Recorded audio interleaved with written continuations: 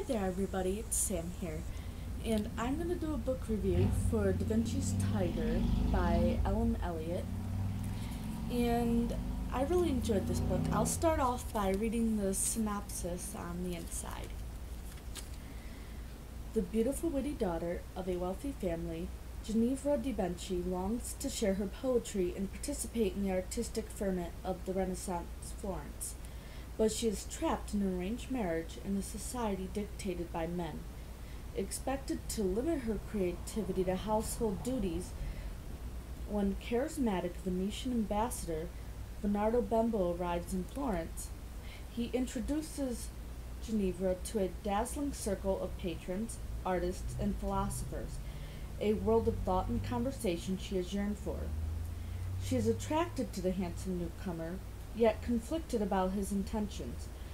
Choosing Ginevra as his platonic muse, Bembo commissions her portrait by a young Leonardo da Vinci. Posing for the brilliant painter inspires a captivating intimacy between them. In a vivid backdrop of exquisite art, jousts, and festivals, the young poet faces many challenges to discover her voice, artistic companionship, and a love that defies categorization. In the end, she and Leonardo are caught up in a deadly battle between powerful families. In this beautifully written exploration of a real-life Renaissance woman, Elliott delivers the stunning tale of Ginevra de' Benci, captured forever in Leonardo da Vinci's first portrait, a painting that broke convention and established the master as a force of artistic honesty. So it's very interesting. Ginevra was living in a time period where women were expected to just be women. Be a wife, have the baby, stay at home.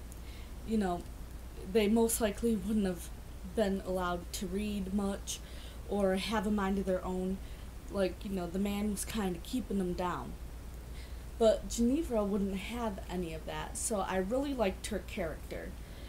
And the relationship, the platonic relationship, was really interesting between her and the ambassador, because it was like Plato's philosophy was, that if you elevated this woman to this level of devotion, you're devoted to her, even if you're not having an intimate relationship with them, that it would get you to heaven, which is what the philosophy was. So the ambassador sees Ginevra, thinks that she's beautiful and everything, and believed that she could be his ticket into heaven.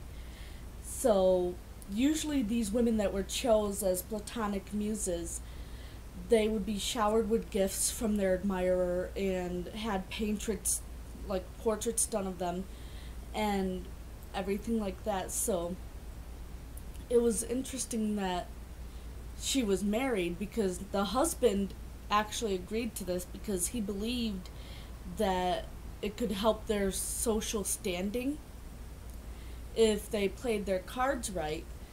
And her relationship with Leonardo was interesting too when she meets him, because it was like they had this relationship that wasn't even romantic or anything, but they just got each other, she could talk to him about her poetry, her art, just be herself around them, which in this time period was what she really needed, because she loved to write poetry but felt like she had to keep it hidden and secret, and she didn't feel like that she could really share it.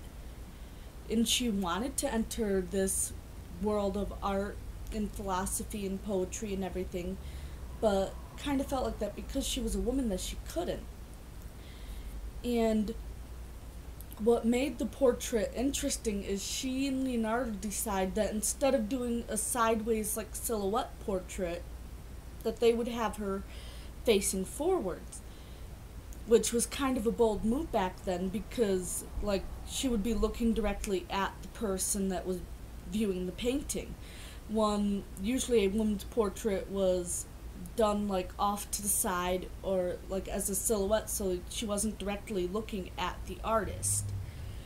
So that kind of shook things up too. And this whole play with her family and wanting the social standing and status too was at jeopardy because there were like these two big huge families that were fighting against each other. But I would definitely recommend this book to anybody that likes the Italian Renaissance or has an interest in Leonardo da Vinci and his work. And if you like historical fiction, then this book is definitely for you. So, I hope that you guys will subscribe, comment, and rate, and everything. And until next time, bye. Thank you for watching.